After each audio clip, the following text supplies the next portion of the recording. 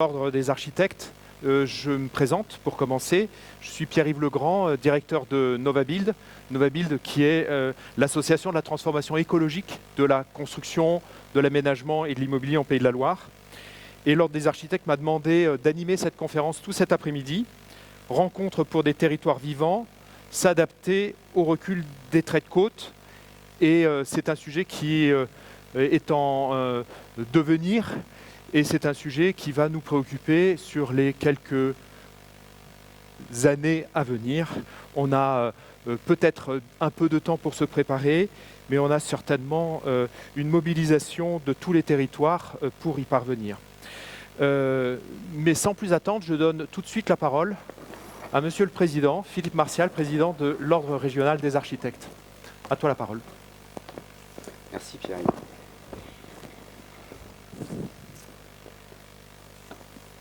Bonjour à tous. Madame la députée, messieurs les députés, Madame Sophie Errante, Monsieur Karim Ben Brahim, Monsieur Stéphane Buchou, Mesdames et Messieurs les élus, Madame Sophie Minsard, représentant le maire de La Baule, Monsieur Olivier Dalmasso, maire de Saint-Vincent-sur-Jard, Monsieur Thomas Gisbert, maire de Bouin, Monsieur Armel Péchol, premier adjoint représentant le maire des Sables-d'Olonne, Mesdames et Messieurs les directeurs, Monsieur Arnaud Ancelin, directeur de la gestion du patrimoine du Conservatoire du Littoral, Monsieur François-Régis Berthaud du Chazot, directeur de la DDTM Vendée, cher Loïc Guilbault, représentant le CEREMA, Madame le bâtonnier, chère Catherine Lesage, Monsieur le bâtonnier, cher Jean-René Kerlock, représentant le barreau de Nantes, Madame Christy Frambeau-Bossard, présidente du CAUE 85, le président de Novabuild, cher Jérôme Le Gall, Madame Marie-Thérèse Bonneau, présidente du Césaire, Monsieur le vice-président du SINA, cher Rodrigue Goulard, Madame la déléguée générale du SINA, chère Delphine,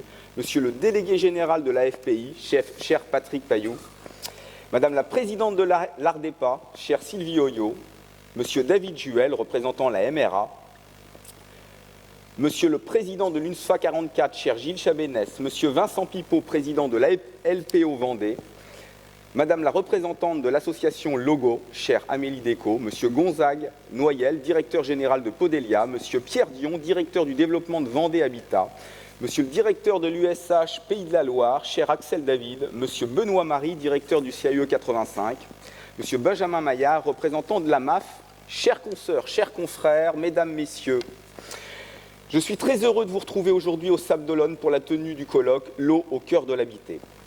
Celle-ci s'inscrit dans le cadre d'un cycle de réflexion inédit sur l'aménagement du territoire initié par le Conseil national de l'Ordre des architectes. En raison de l'élévation irréversible du niveau des mers, les côtes françaises sont exposées à un accroissement de son érosion ainsi qu'à des risques accrus de submersion. À partir de ce constat avéré, des spécialistes du climat, le Conseil de l'Ordre des architectes des Pays de la Loire a décidé d'organiser cet échange sur le thème « L'eau au cœur de l'habité » pour présenter des solutions ambitieuses et réalistes. Ce colloque est l'occasion de démontrer qu'en conjuguant compétences, professionnalisme et volonté collective, nous sommes en capacité de répondre en responsabilité à ces bouleversements climatiques.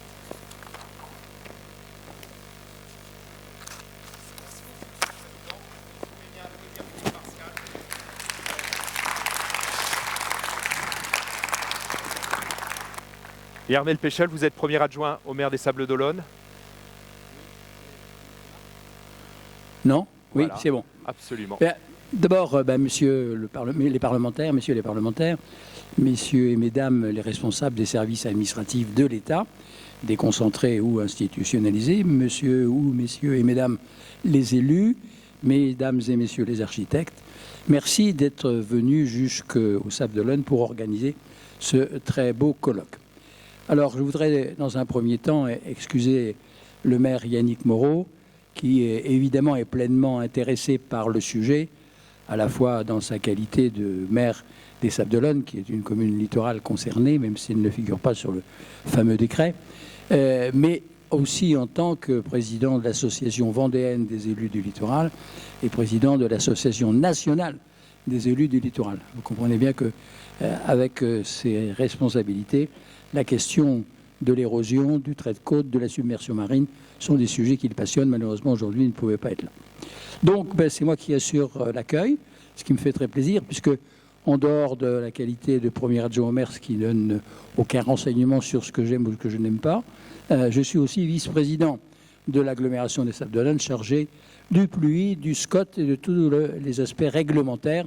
Donc vous imaginez bien que cette question me passionne. Quelques mots simplement pour introduire vos débats, puisque c'est vous qui parlez, ce n'est pas moi. Je crois que toutes les communes littorales sont à plus ou moins long terme concernées par l'élévation du niveau de la mer et par l'érosion et le recul du trait de côte. Il y a celles qui sont menacées assez directement et rapidement et qui figurent, comme je le disais à l'instant, dans le fameux décret de juin 2024. En Pays de Loire, nous en avons 6 en Loire-Atlantique et 6 en Vendée. La commune des Sables-d'Olonne n'en fait pas partie.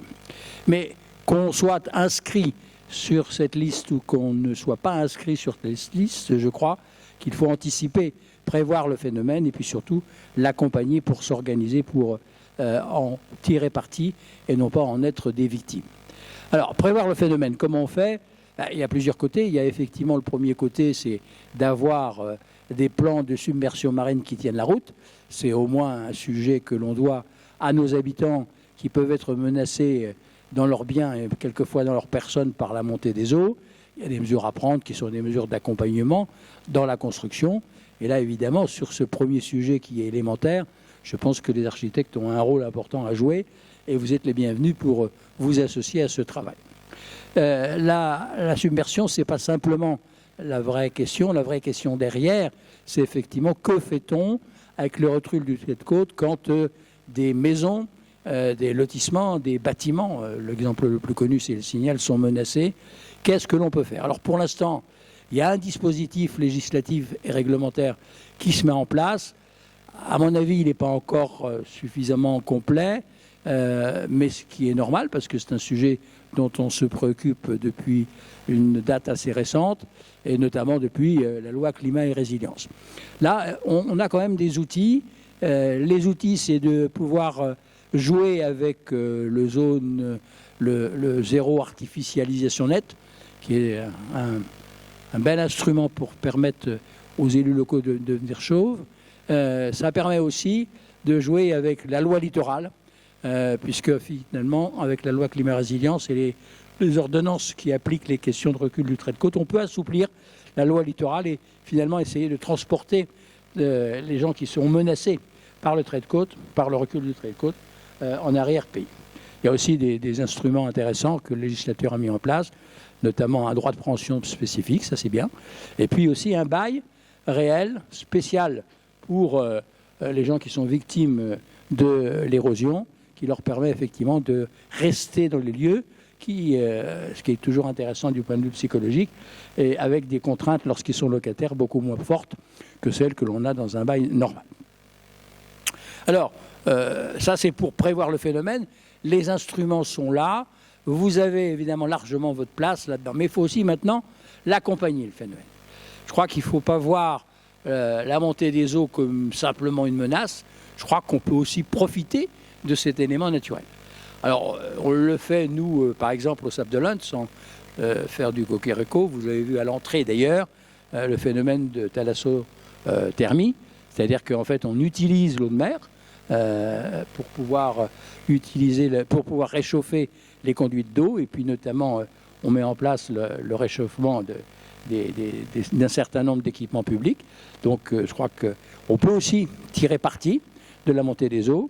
Et puis, il y a aussi l'autre question, qu'est-ce que l'on fait avec un paysage qui sera totalement différent?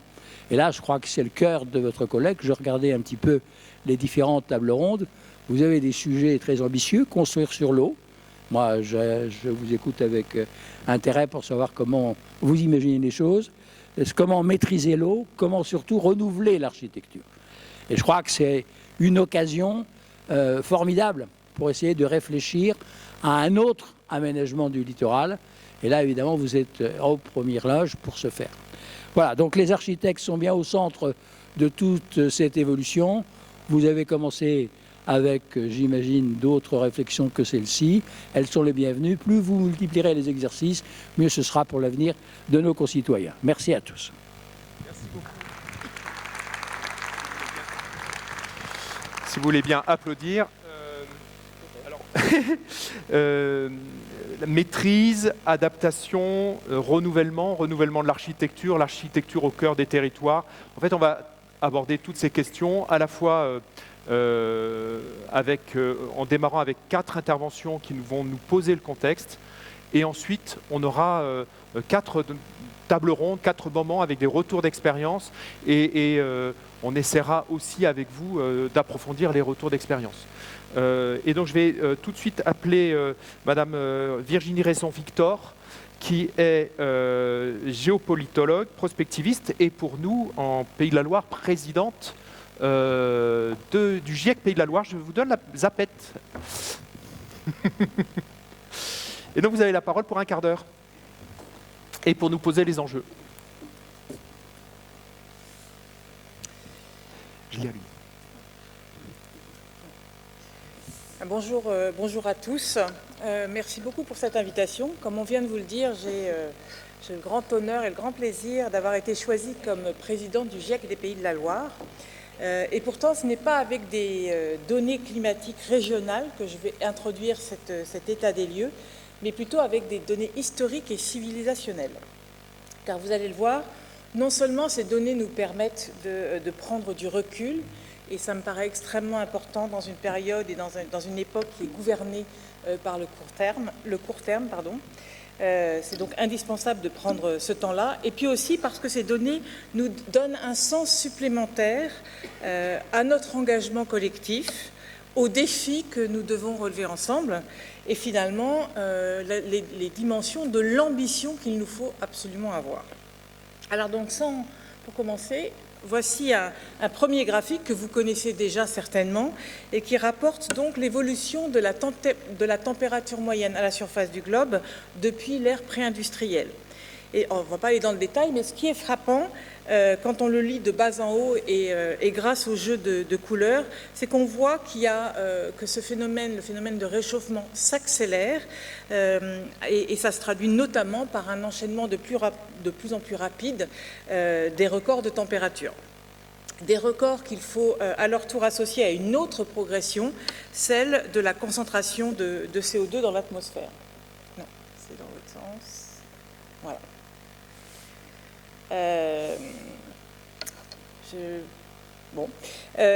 Puisque comme vous le savez, donc l'évolution de la densité de gaz à effet de serre dans l'atmosphère, c'est ça qui détermine la vitesse et l'ampleur du changement climatique. Et donc le 5 juin dernier, cette concentration frôlait 427 parties par million. Alors évidemment, quand on le dit comme ça, le chiffre ne dit pas grand-chose, et c'est pour ça qu'on le rapporte généralement à son niveau pré-industriel, qui, comme vous le voyez, ne dépassait pas 280 parties par million. Mais ce qui est le plus intéressant encore, alors normalement les diapositives passaient une par une, donc je suis un petit peu, mais c'est pas grave, on va s'adapter. Alors donc, je disais 427 parties par million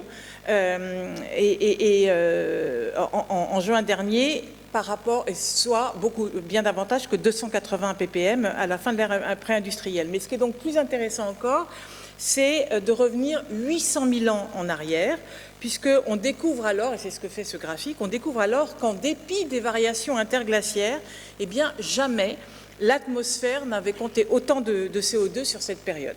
En réalité, il faut savoir que pour retrouver une telle concentration de CO2 dans l'atmosphère, eh bien, une étude récente qui date de 2003 nous indique qu'il faut remonter 14 millions d'années en arrière.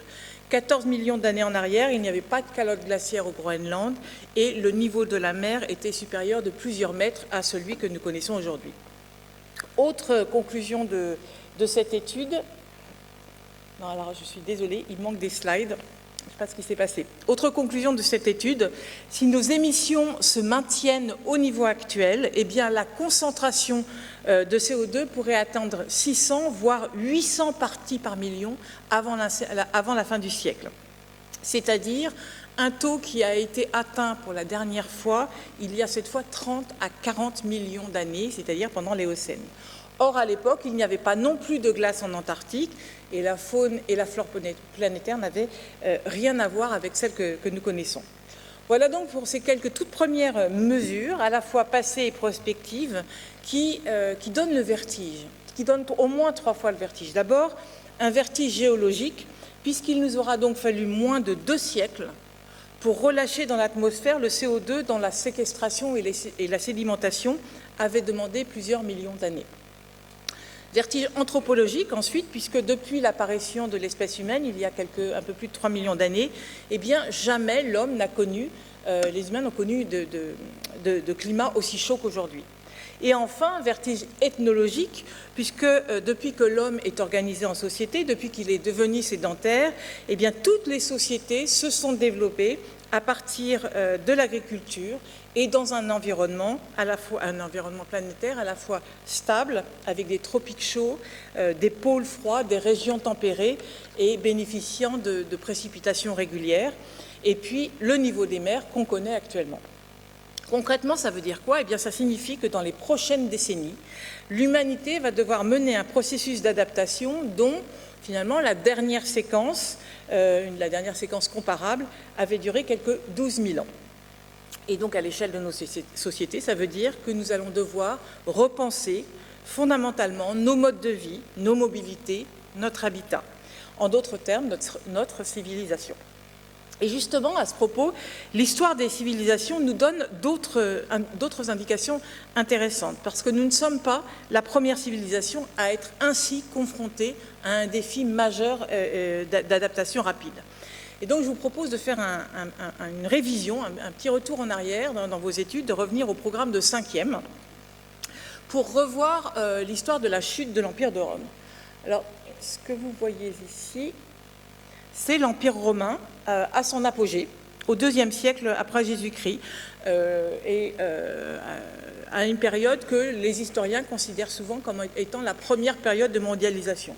Le voici 5 siècles plus tard, et entre-temps, vous le voyez, alors non seulement l'Empire s'est considérablement réduit, enfin le territoire de l'Empire, mais tout s'est effondré, l'agriculture, le commerce, les villes, le progrès technique et la puissance militaire. Et la question que des milliers d'historiens se sont posées depuis, eh bien, c'est de savoir évidemment comment et pourquoi un tel effondrement avait pu avoir lieu. Donc à l'école, par exemple, vous aviez dû apprendre que l'effondrement de la civilisation romaine est le résultat d'une longue période de décadence, de rivalité, de crise intestine, qui ensemble ont facilité la victoire des célèbres barbares venus du nord et de l'est de l'Europe. Et tout ça est vrai, certainement, enfin a été vérifié, mais vrai, mais pas forcément complet.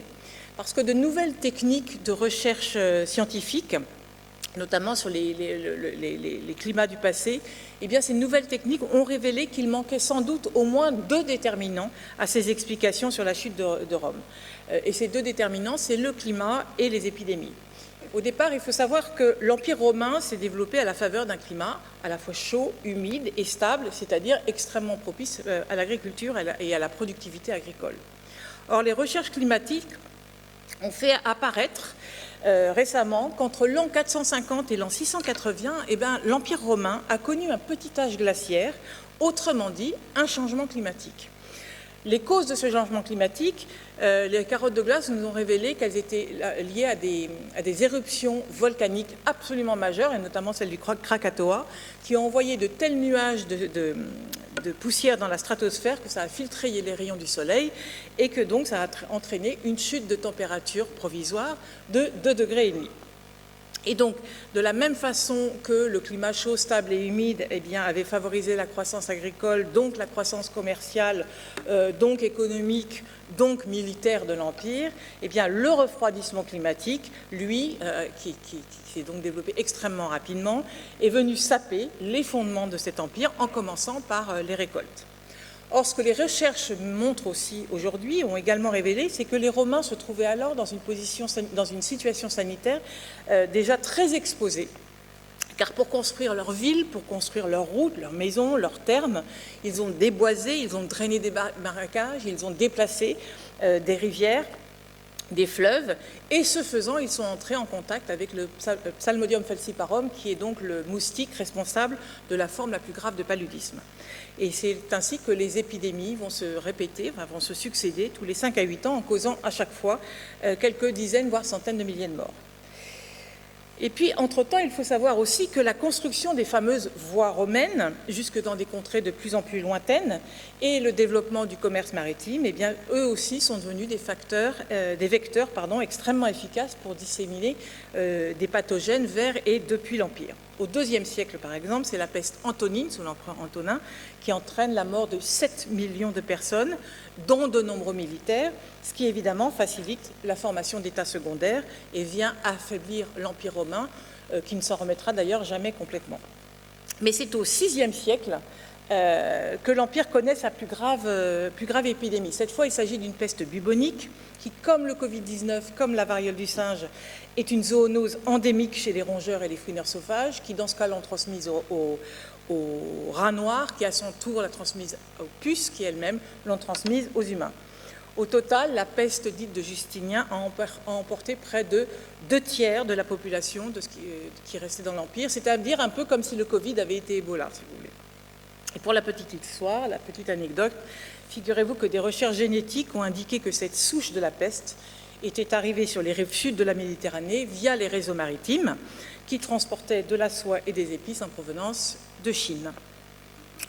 Alors, pourquoi vous raconter ça? Vous me direz, on est quand même loin. Eh bien, pour au moins 4 raisons. D'abord, pour souligner la stabilité dans le temps du lien qui relie le développement économique, l'environnement, la santé, la stabilité et la sécurité. Ensuite, pour souligner, au regard de cette stabilité, pour souligner finalement la puissance de notre déni, car voilà tout de même 2 millénaires que nos savoirs, nos connaissances, notre ingénierie nous ont fait oublier que d'abord la nature n'est pas un objet, elle est un sujet, elle a toujours le dernier mot, on le voit encore en ce moment évidemment en Europe centrale, que les organismes et les écosystèmes n'obéissent pas à nos projets et à nos modèles économiques et qu'on ne négocie pas avec la nature, on ne négocie pas avec la mer. Autrement dit, que c'est à nous de nous adapter, puisque l'inverse, c'est certain maintenant, ne se produira pas. Une troisième raison de vouloir évoquer ces épisodes historiques et même préhistoriques, c'est que contrairement aux Romains, et grâce justement à la science, à nos connaissances, nous savons. Nous savons les causes et les conséquences du réchauffement climatique, de l'épuisement des ressources, du recul de la biodiversité. Nous savons aussi les enjeux et les risques que cela engage pour les populations, pour l'économie.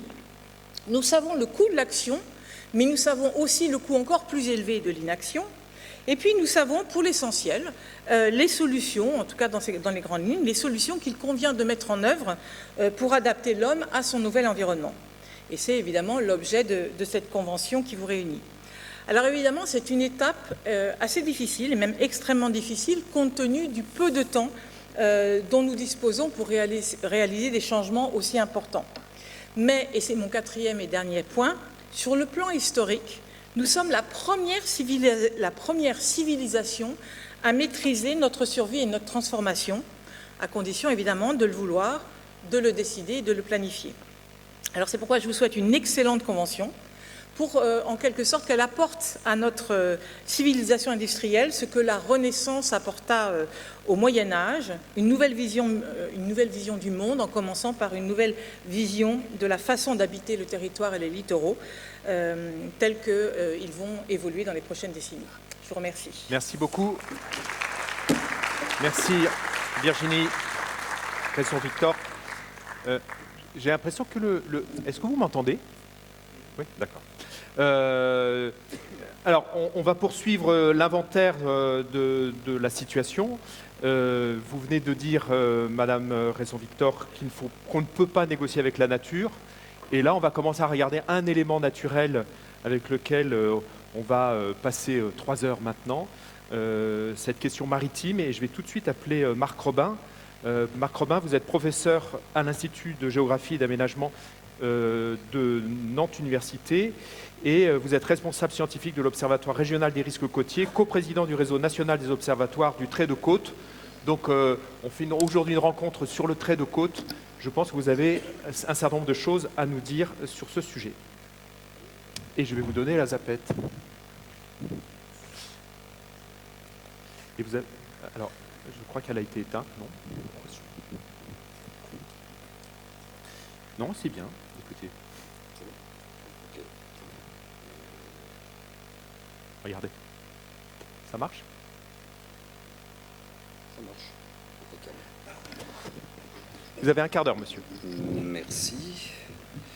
Je vais essayer de tenir un quart d'heure. C'est compliqué.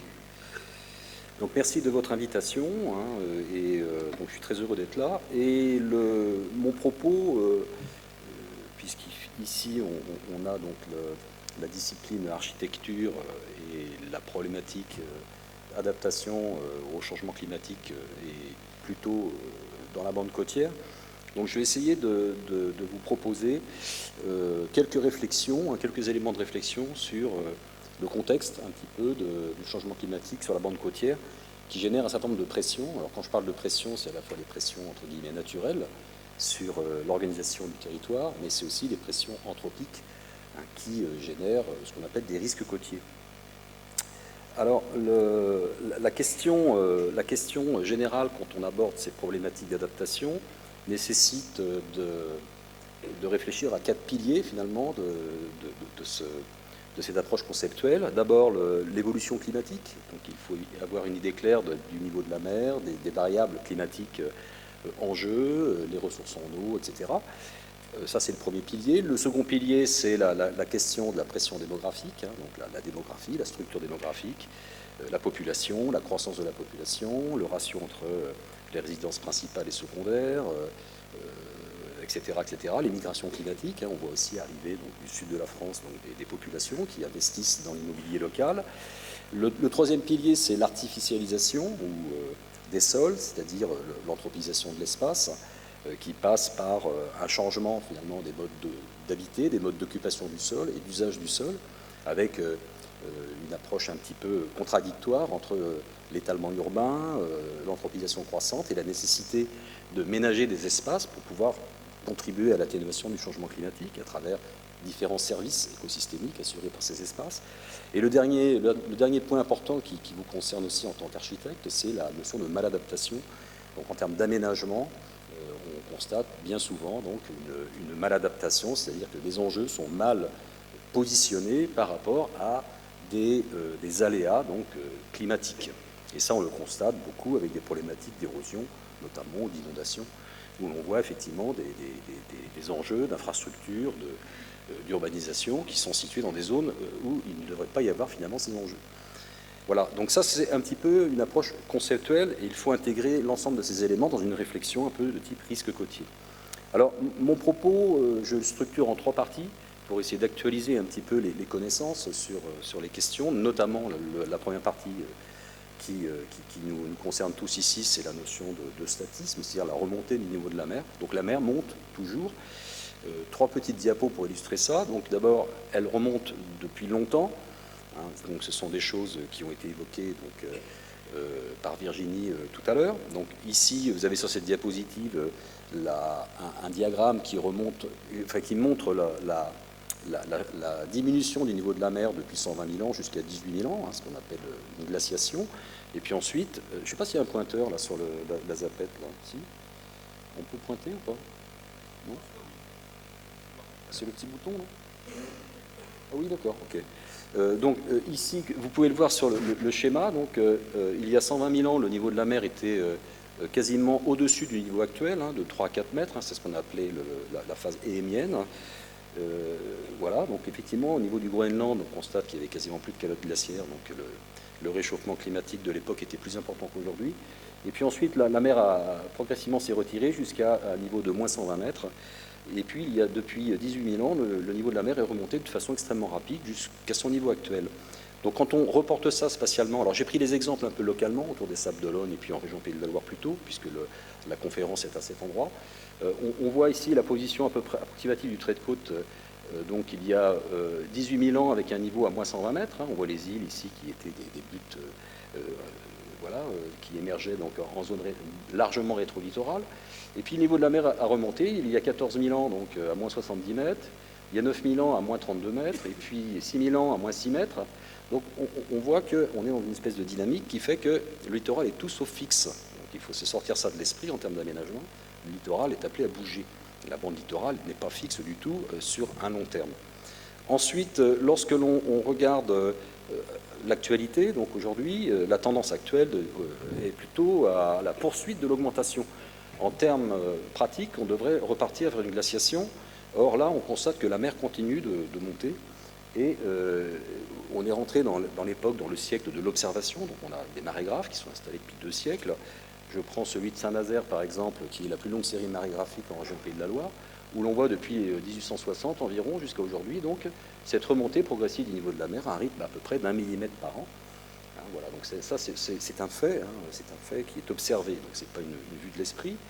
Lorsqu'on zoome un petit peu sur une période un peu plus récente, alors j'ai regardé le marégraphe des Sables d'Olonne avec la série complète, depuis 1989 jusqu'à aujourd'hui. On voit qu'au Sables d'Olonne, on a aussi une remontée du niveau de la mer sur 35 ans qui est approximativement de 3,85 mm par an. Quand on fait un lissage du niveau de la mer au Sables d'Olonne, on a une remontée moyenne de 3,85 mm par an. Et si on fait une statistique même sur les 4 dernières années, on prend les 4 dernières années, vous avez ici un petit zoom sur cette partie-là, on a une remontée là qui est encore plus importante, puisque là on est sur une phase de 25 mm par an qui peut s'expliquer par un certain nombre d'autres paramètres, mais je ne pourrais pas m'étaler trop là-dessus pour l'instant. Mais en tous les cas, on est sur une augmentation qui se poursuit et qui a tendance actuellement à s'accélérer au niveau local, mais au niveau mondial, c'est quelque chose qui est observé depuis une vingtaine d'années aussi par de multiples marégraphes et puis par des mesures altimétriques. Enfin, quand on pense niveau de la mer, on pense au futur, c'est ce qui concerne l'aménagement et les projections. Ici, c'est les derniers scénarios GIEC régionalisés. J'ai pris la station des Sables d'Olonne aussi pour voir un petit peu comment les scénarios GIEC d'ISSP voient l'évolution du niveau de la mer. Donc, en 2050, en 2100 et en 2150, on voit que toutes les courbes augmentent. Jusqu'à 2050, quel que soit le scénario GIEC retenu, vous savez qu'il y a différents scénarios. Ici, il y en a 5 qui sont représentés. On est quelque part entre le scénario SSP2 et SSP3 en termes de probabilité. On est sur du 21 cm à l'horizon 2050. En 2100, on commence à avoir une divergence de scénarios, donc 53 cm à 63 cm. Si on va jusqu'à 2150, on est entre 83 cm et 1,06 m. Ça, ce sont des scénarios GIEC régionalisés. Si on fait une simple prospective linéaire à partir de ce qu'on observe au marégraphe des Sables d'Olonne, par exemple, on prend 35 ans et on projette jusqu'en 2100, on voit une augmentation de 29 cm, donc à l'horizon 2100, en moyenne. Maintenant, si on projette les 4 dernières années, forcément, on arrive à 1,90 m.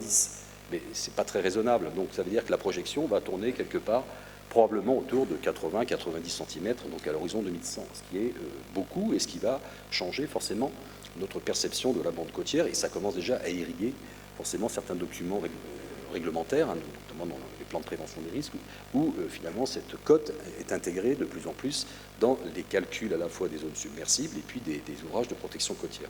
Il vous reste 5 minutes. 30 minutes, vous me dites ? 5. Bon. Deuxième point, donc l'impact de tout ça sur l'érosion-submersion.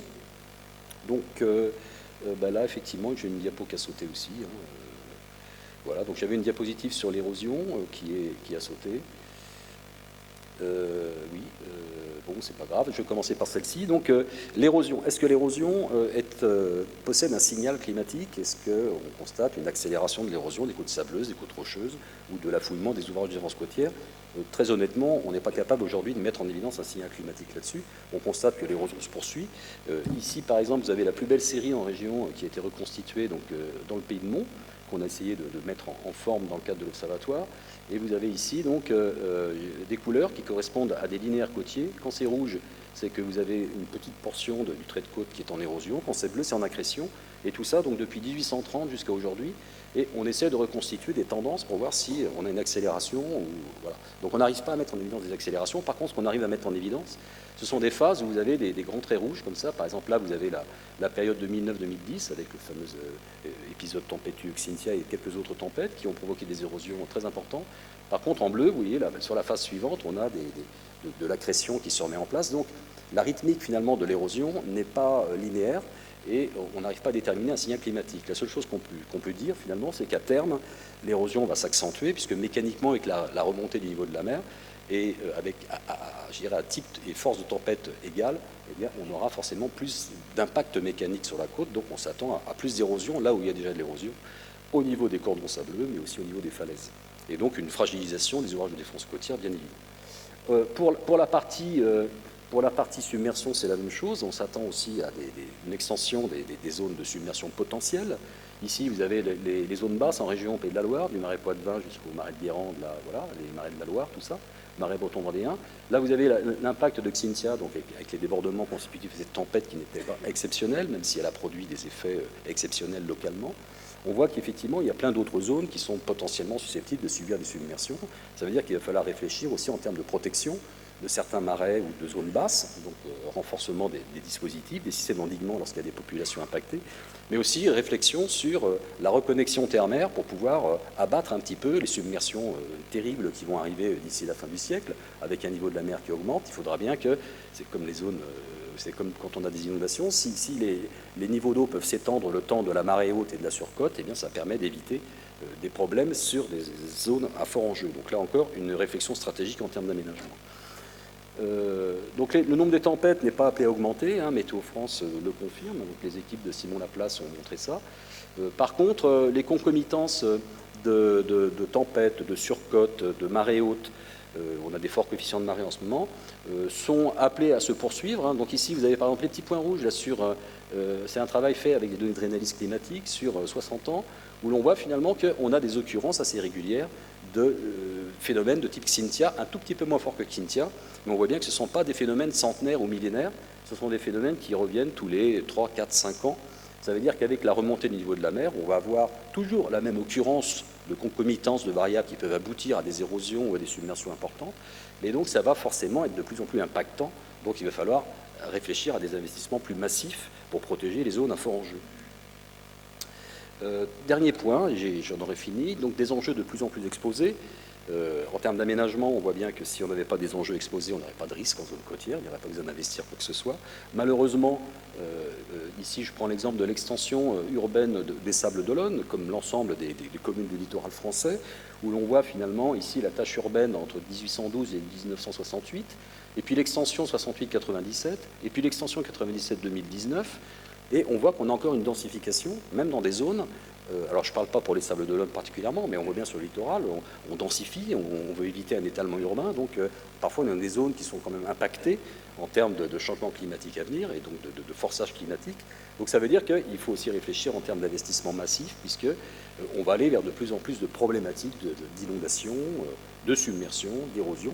Donc ce sont des sujets qu'il faut prendre à bras-le-corps un petit peu, et quand je parle, tout à l'heure je disais il n'y avait pas de signal climatique par exemple dans l'érosion côtière, mais en réalité, le signal climatique, il est dans la remontée du niveau de la mer. Donc, si je garde la même quantité d'énergie, mais je remonte un peu le niveau de la mer, forcément, ça va taper plus fort dans les ouvrages de défense, dans les falaises, dans les cordons dunaires.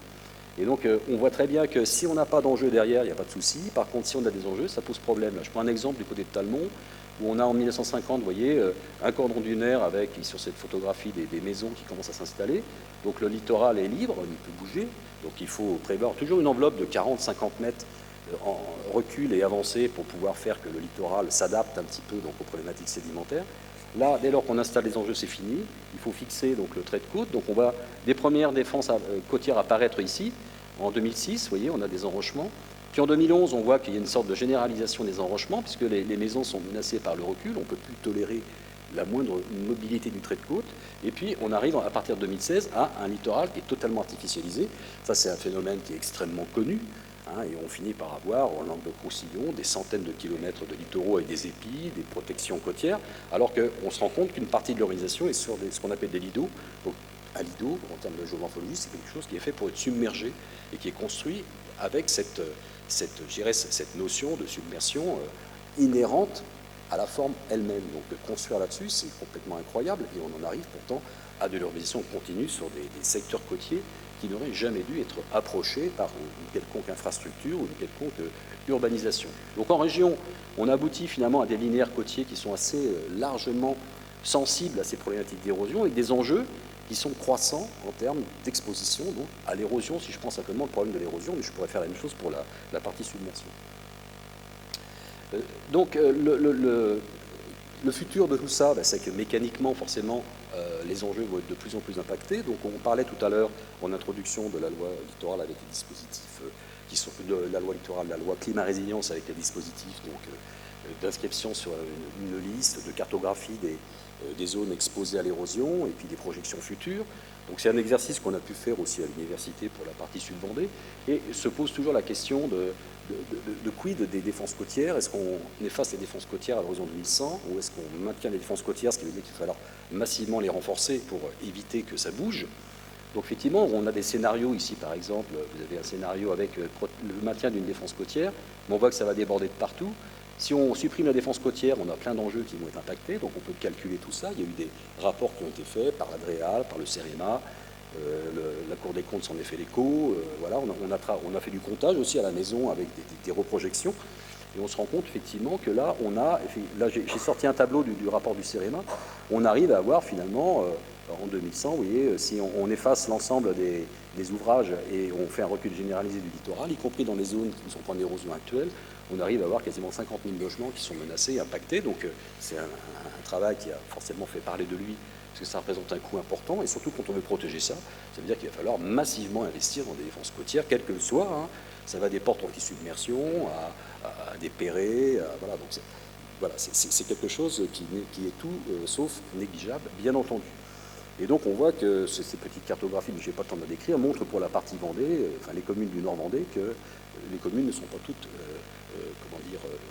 égales face à cette problématique de l'érosion. Bien entendu, tout dépend des enjeux. Est-ce que vous voulez bien conclure, s'il vous plaît? Eh bien, j'arrive à une diapo et la conclusion. En ce qui concerne la submersion, ça c'est un petit exercice intéressant pour bien prendre conscience de ce qu'est la submersion potentielle. Ici, je prends un exemple au niveau, alors je laisse tomber de ce côté-là, je prends la baie de la Baule avec le Pouliguen, un système d'endiguement qui a été rehaussé récemment, avec un coût assez important, et puis un certain 70 ou 80 bâtards d'eau pour mettre en défense finalement une zone qui est submersible, avec énormément d'urbanisation. Ici, vous voyez à marée basse, donc l'entrée du port du Pouliguen, la plage, et puis le Pouliguen, la Baule. Et puis là, donc, le niveau de la mer, 1,50 m NGF, donc avec une pleine mer avec un coef de 40, pleine mer avec un coef de 90, donc ça va. Avec un coef de 120, ça va encore, 3,40 m, mais on voit déjà que l'intérieur, là, s'il n'y avait pas le système d'endiguement, la mer, elle rentrerait là-dedans. Et puis, 4,1 m épisode Xynthia, coef 102, on n'avait pas le système d'endiguement, on était sous l'eau. Et puis 4,50 m avec le même épisode Xynthia, mais un jour où on a un coef de 120, donc les PHMA, comme on dit. Et voilà ce que ça représente, vous voyez, en termes de submersion potentielle. Et puis 4,90 m à la place de Xynthia, je mets Lothar, qui est une tempête beaucoup plus impactante que Xynthia, mais qui ne nous a pas impacté de la même façon, mais en termes de puissance pure. Voilà, donc j'arrive à 4,90 m NGF, vous voyez ce qui reste. Et puis là, je rajoute une cote GIEC avant 2100, donc à 60 cm, même contexte, un Lothar qui passe en concomitance Xynthia avant 2100, et voilà ce qui reste un petit peu du cordon dunaire qui supporte la ville une partie de la ville du Pouliguen et de la Baule. Donc là, on imagine qu'à ce moment-là, le système d'endiguement, il doit être extrêmement robuste, rehaussé, puissant, et vous voyez que petit à petit, comme disent les ingénieurs hollandais, on peut résister, mais il arrivera un moment donné où on ne pourra plus résister, et donc il faudra, à partir de là, commencer à réfléchir à une véritable recomposition du territoire qui peut être aujourd'hui, d'ailleurs, anticipée. Je finirai, c'est ma diapo de conclusion, qu'il faut tenir compte en gros des processus naturels, il ne faut pas aller contre, parce que ça coûte beaucoup trop cher d'aller contre les processus naturels, donc il faut les accompagner. Malheureusement, ici, vous voyez, c'est un exemple, la pointe d'Arcet et la pointe de l'Aiguillon avec la faute sur mer, vous voyez donc l'état actuel, et voilà à l'époque de la carte de Cassini, puis la carte de l'état-major, 1830-1860, où vous voyez l'amorce de cette flèche, les années 50, et aujourd'hui, on voit qu'on a un corps hydrosédimentaire qui a même pas 3 siècles ou 4 siècles, sur lequel on a installé une station balnéaire qui est inondée d'un coup. Donc ça fait réfléchir, je pourrais multiplier les exemples, là j'ai pris quelques exemples locaux, mais partout dans le monde on a les mêmes choses, on a vraiment une problématique d'aménagement, donc avec une forme d'appropriation de l'espace littoral dans des endroits où on devrait plutôt fuir et éviter ça, mais aujourd'hui, c'est le principe de réalité, il y a trop d'enjeux, on ne peut pas tout déménager, donc il faut réfléchir à maintenir tout ça, donc l'architecture peut contribuer à adapter aussi peut-être le bâti, je ne sais pas, ce n'est pas mon corps de métier, bien entendu. Dans tous les cas, voilà. Donc, une fois qu'on a fait ce constat, il faut éviter de faire la même chose ailleurs. Donc, le problème, c'est qu'en France, le mal est quasiment fait, un peu partout. Donc, il ne faut pas le prolonger. Et donc, ça veut dire qu'il faut bien réfléchir à toutes ces politiques d'aménagement, d'adaptation, puisque l'aménagement lui-même, déjà, aboutit à un constat, finalement, d'impuissance par rapport à ça. Recomposer le territoire, ce n'est pas possible pour l'instant, ça coûte trop cher. Mais ceci dit, il faut quand même avoir cette réflexion pour pouvoir aller vers, un futur un peu moins coûteux, quoi, pour l'ensemble de la collectivité. Je vous remercie. Merci beaucoup.